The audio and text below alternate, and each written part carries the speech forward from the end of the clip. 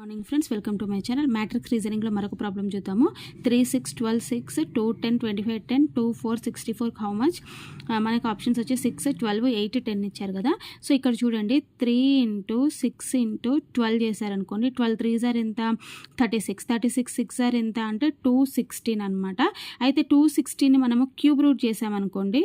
So cube root of 316 అంటే ఎంత అంటే మనకి 6 అనమాట. 6 6 జార్ 36, 36 6 జార్ మనకి 216 అనమాట. ఓకేనా.